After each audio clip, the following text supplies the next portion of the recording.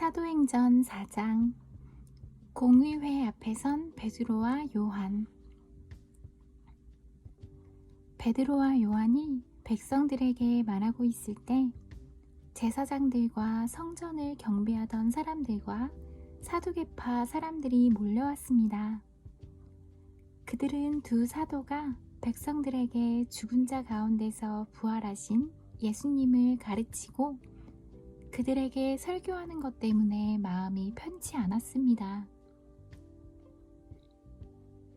유대 지도자들은 베드로와 요한을 붙잡았습니다. 그러나 날이 어두워졌기 때문에 두 사람을 다음 날까지 감옥에 가두었습니다. 그러나 베드로와 요한의 설교를 들은 사람 중에서 많은 사람들이 믿음을 갖게 되었는데 그 수가 5,000명 정도나 되었습니다. 이튿날 유대 통치자들과 장로들과 율법사들이 예루살렘에 모였습니다. 대제사장 안나스를 비롯하여 가야바, 요한, 알렉산더, 그리고 대제사장 가문에 속한 사람들이 다 모였습니다.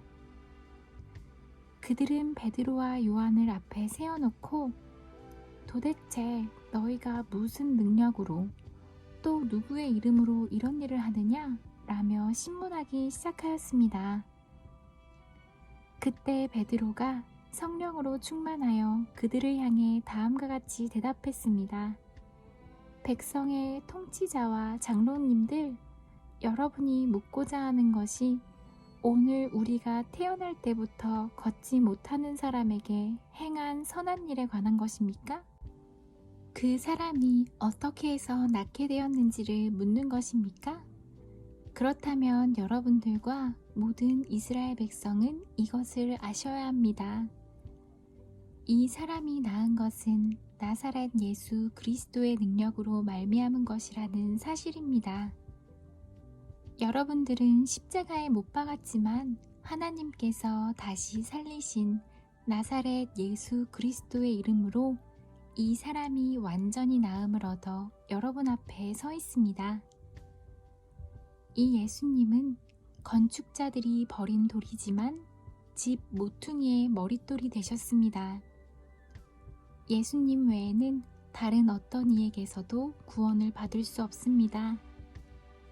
하나님께서는 온 세상에 우리가 구원받을 만한 다른 이름을 주신 적이 없습니다. 공의회 의원들은 베드로와 요한이 교육을 받지 못한 평범한 사람인 줄 알고 있었는데 이렇게 담대하게 말하는 것을 보고 놀랐습니다. 그제서야 비로소 그들은 베드로와 요한이 예수님과 함께 있던 사람이라는 것을 알게 되었습니다. 그들은 태어날 때부터 걷지 못하던 사람이었다가 지금은 나은 사람이 베드로와 요한 곁에 서 있는 것을 보고는 더 이상 아무것도 물을 수가 없었습니다. 그래서 그들은 베드로와 요한에게 공의회에서 나가 있으라고 한 뒤에 서로 의논하였습니다. 이 사람들을 어떻게 하면 좋겠소? 예루살렘에 사는 사람이라면 누구나 이들이 큰 표적을 행한 것을 알고 있소. 그리고 우리도 그것을 부인할 수 없소. 하지만 이 일이 사람들 사이에 더 이상 퍼지지 않게 하기 위해서라도 앞으로는 예수님 이름으로 아무에게도 말하지 말라고 그들에게 경고해두는 것이 좋을 듯하오. 그래서 그들은 베드로와 요한을 다시 불러 절대로 예수님의 이름으로 말하지도 가르치지도 말라고 경고했습니다. 그러나 베드로와 요한은 이렇게 대답했습니다. 우리가 하나님의 말씀을 듣는 것과 여러분의 말을 듣는 것 중에 하나님께서 보시기에 어느 것이 더 옳은 것인지 한번 판단해 보십시오. 우리는 우리가 보고 들은 것을 말하지 않을 수가 없습니다. 조금 전에 일어난 일을 본 사람들이 하나님을 찬양하고 있었기 때문에 유대의 통치자들은 두 사람을 어떻게 처벌해야 할지 결정할 수가 없었습니다. 그래서 그들은 몇 마디 경고만 더하고 사도들을 놓아주었습니다. 이 기적으로 병이 나은 사람은 40살이 넘은 사람이었습니다. 믿는 사람들의 기도. 베드로와 요한은 유대의 통치자들에게서 풀려나자 동료들에게로 가서 대제사장들과 장로들이 자기들에게 한 말을 그대로 전해주었습니다. 동료들은 그 말을 듣고 소리를 높여 한 마음으로 하나님께 기도했습니다.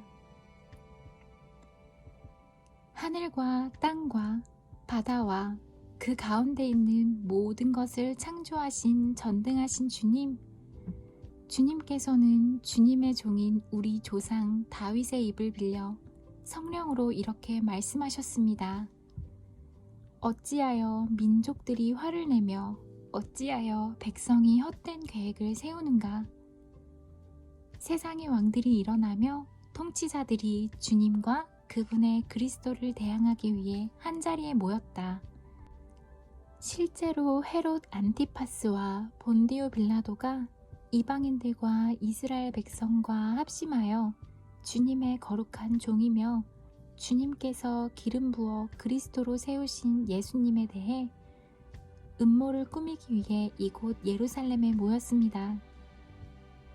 이전에 주님께서 주님의 능력과 뜻대로 계획하신 일을 이 사람들이 그대로 행하였습니다. 주님, 이제 그들이 우리를 위협하고 있는 것을 굽어 살피소서.